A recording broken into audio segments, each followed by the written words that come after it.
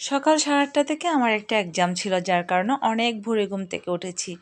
ঘুম থেকে ওঠার পরে নামাজ পড়ে বাইরের দিকে তাকাতেই দেখি কুয়াশায় একদম অন্ধকার হয়ে আছে এবং এতটা ঠান্ডা লাগতেছিল, চিন্তা করলাম যে কিভাবে আমি এক্সাম দিতে যাব। আসসালামু আলাইকুম গাইস, কেমন আছেন সবাই? যেহেতু আমি এক্সাম দিতে যাব, সেজন্য চিন্তা করলাম যে রেডিমেড কোনো কিছু খাওয়া যাক।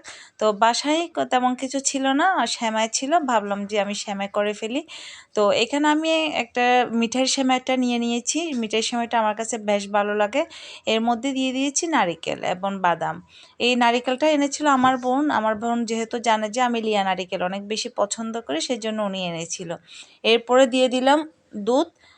এই দুধগুলো ছিল গরুর দুধ। আমার কাছে গরুর দুধ দিয়ে সেমাই খেতে দারুণ মজা লাগে, যার কারণে আমি ট্রাই করি গরুর দুধ দিয়ে খাইতে। অনেকেই শিরা দিয়ে সেমাই খায়, তবে ওইটাও মজা, তো আমার কাছে ভালো লাগে না।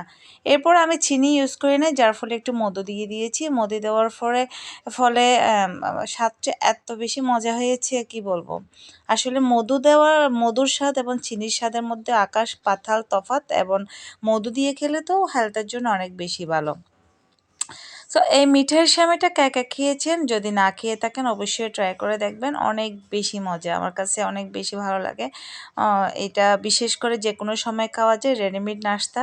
মেহমান আসলেও কিন্তু দেওয়া যায়। মেহমান আসলে চটফট যে কোনো নাস্তা অবশ্যই তাদেরকে রেডি করে দিতে তারা অনেক পছন্দ করে। এদিকে আমি বাচ্চাদের জন্য নিয়ে নিয়েছি সাবুদানা, অনেকগুলো সাবুদানা নিয়ে নিয়েছি। আমি যেহেতু খাবো না, বাচ্চারা খাবে, সো ওদের জন্য আমি ভাবলাম যে নাস্তা রেডি করে যাই। সো এখানে সাবুদানা আমি ভিজিয়ে রেখেছিলাম। ভিজিয়ে রাখার পরে চুলোতে দিয়ে দিয়েছি। যখন সাবুদানাটা একটু হয়ে আসবে, তখন এর মধ্যে দিয়ে দিব দুধ এবং চিনি। এখানের মধ্যে আমি আর কোনো কিছুই ইউজ করব না, শুধু দুধ আর চিনি দিয়ে সাবুদানাগুলো রেডি করব।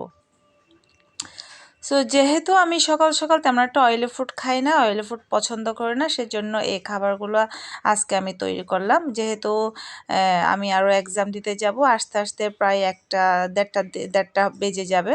সো ভাবলাম যে পেট ভরে কিছু খেয়ে যায় এবং বাচ্চাদের জন্য কিছু একটা করা যায়, কিছু একটা রান্না করে গেলে ওরা ভালো মতো খেতে পারবে। তো এর উপর আমি সাবুদানার উপর দিয়ে দিলাম কিছুটা বাদাম। বাদামগুলো ছিল স্লাইস বাদাম। তো অনেক বেশি মজা হয়। এই ফুডগুলো কিন্তু অনেক হেলদি ফুড। যেহেতু বাইরে অনেক বেশি ঠান্ডা, যদি একটু চা না খেয়ে যায় তাহলে দেখা যাবে যে গলার স্বরটা চেঞ্জ হয়ে যাবে বা সর্দি লেগে যাবে। এই জন্য ভাবলাম যে একটু চা খাই। তো চাটা করে নিলাম আমি আমার জন্য এবং আমার হাজব্যান্ডের জন্য করেছি। আমার বাচ্চারা কিন্তু চা তেমন একটা খায় না, জোরাজুরি করলে একটু খাই, তবে তেমন একটা খাই না।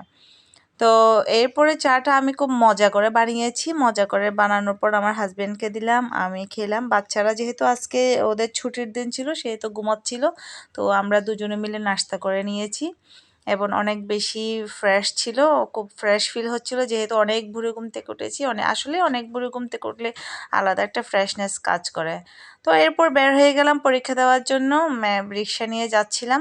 অনেক বেশি কুয়াশা পড়তেছিল এবং অনেক বেশি ঠান্ডা পড়তেছিল। তো ভালো থাকবেন সবাই, আমার জন্য দোয়া করবেন। আল্লাহ হাফেজ। এবং আমার জন্য দোয়া করবেন যাতে আমার আজকের পরীক্ষাটা অনেক বেশি ভালো হয়। ধন্যবাদ।